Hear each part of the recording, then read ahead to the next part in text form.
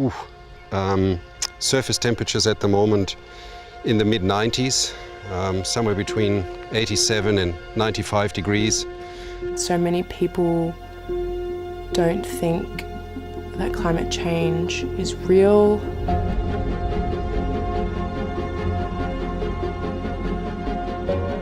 While I was literally about to bring this child into the world, I was thinking, what will the summers be like for her in the future?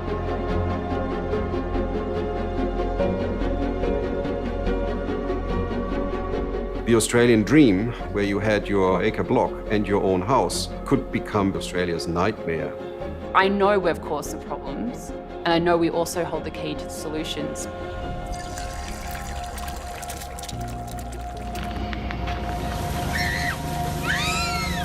This is what climate change looks like, ladies and gentlemen. No.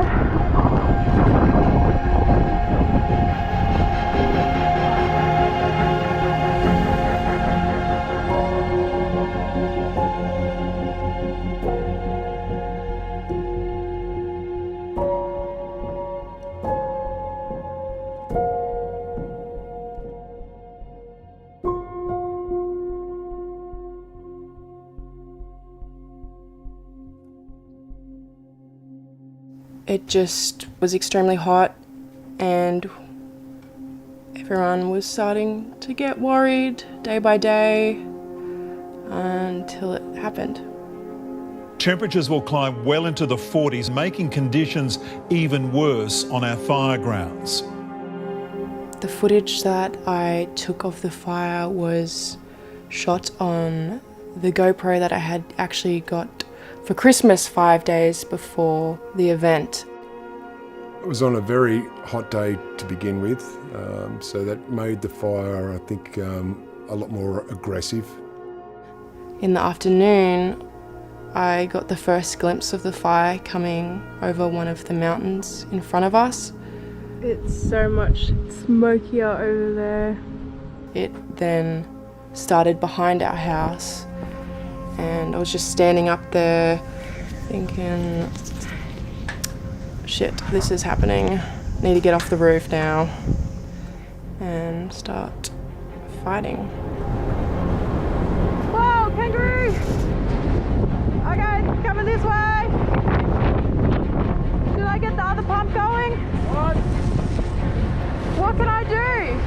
The fire was just too intense and out of my control. Dad! And if India had been in earshot at the time, I was wanting her to get into that fire shelter and just give up. It's over. We've done the best we can. Oh no.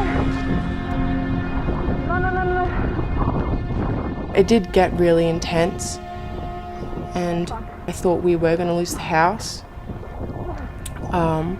but it just calmed down for a second and the fire kept going up the mountain.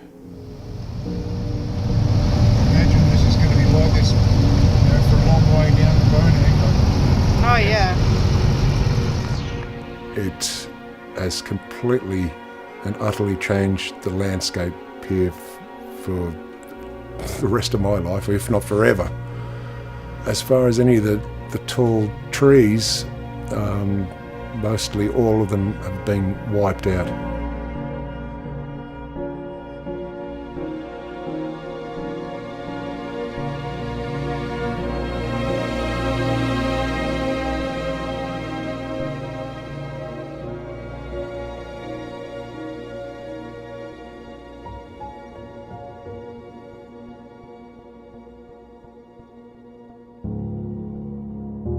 Right still in the middle of this heat wave, certainly as we head into the Christmas period.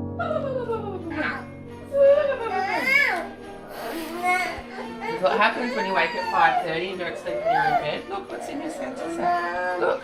So there's very strong evidence, irrefutable evidence in fact, that the climate of Australia has changed, especially over the last 50 to 70 years. All about Bluey. Colouring books. I specialise in heat waves. So I study how heat waves have changed over time and what's causing those changes. Oh look, your own fairy wand and your own bag. Some people think that we're boffins and we're not actually real people. I have a 2-year-old and a 4-year-old daughter. It really bothers me that the world that they're experiencing now is a lot different to my childhood. Oh, you also got a bluey water bottle. Ah! I've experienced days of 45 and 47 degrees Celsius, and that was appalling. It was atrocious. You couldn't do anything. The only way we could stay cool in Western Sydney was to have the aircon running all day, and that was a really hard thing for me to do. During my first pregnancy, it was so hot that I actually struggled to go and put the washing on the line. And while I was literally about to bring this child into the world, I was thinking, what will the summers be like for her in the future? What happened?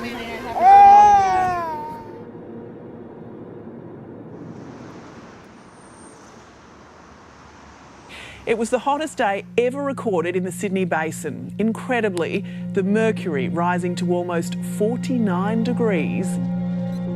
Because population increase in Sydney is continuing, it's spreading out west. The Australian dream, where you had your half-acre or acre block and your own house, this Australian dream could become basically Australia's nightmare. You need a car to actually get from your house to work, because we're also not providing work where you live. You have to commute. Also, there are no shops.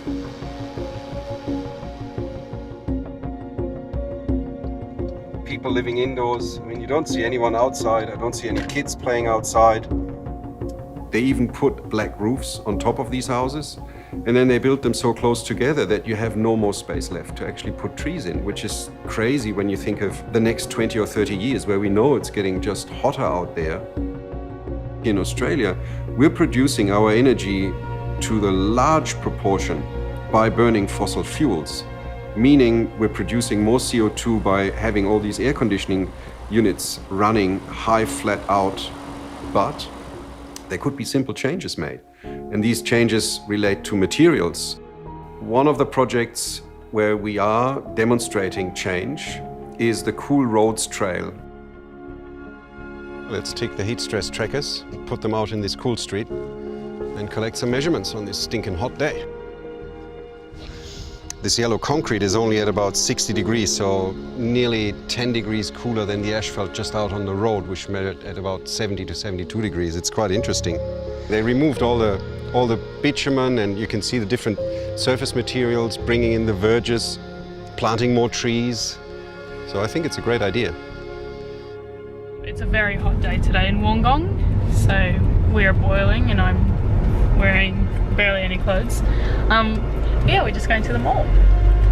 Everyone is in the shopping centre trying to get free aircon. You're not allowed in there, Ted. Out the fridge.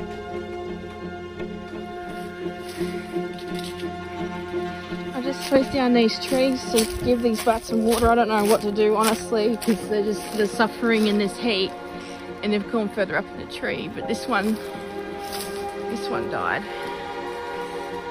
And we've had many that have died. So when it comes to flying foxes, 42 is sort of life, the universe, and everything. Beyond 42 degrees, mortality increases substantially. This is what climate change looks like, ladies and gentlemen.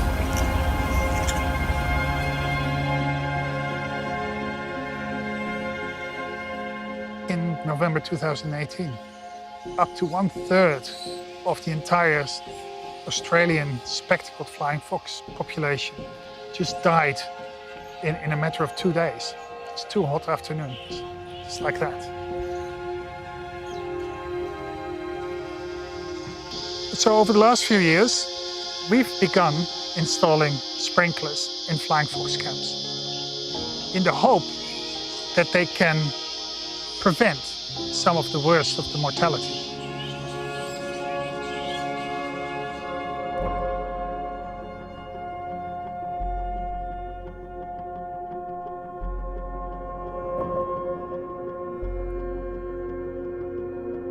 An international report has Australia last when it comes to policies that protect the climate, trailing countries like Russia, Iran and China.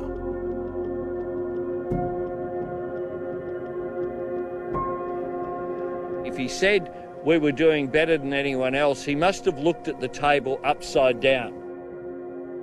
Our goal is to reach net zero emissions as soon as possible and preferably by 2050.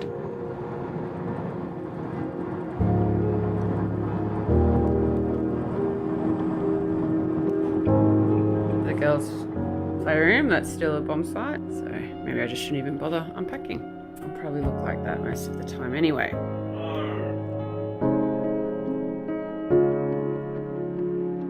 We're not going to reduce our emissions to make 2 degrees warming by the end of this century. I know that we're probably going to reach 3 or 4 degrees, and I know what that means for how many more heat waves we're going to see and how much hotter those heat waves will be. Sweetheart, you're meant to be unpacking, not packing. As a scientist, I know how bad the future looks. I understand all that, I comprehend all that, that's what I do for a living. It might be the other way around, sweetheart. I think I'll be using this desk and Daddy will be using this desk. But as a mum, as a person, I guess, as a human being, I really struggle with just how bad those impacts will be. I'm worried for my future. I'm worried that this house won't be here in another 5 years. And I'm worried that no one really cares enough to do anything.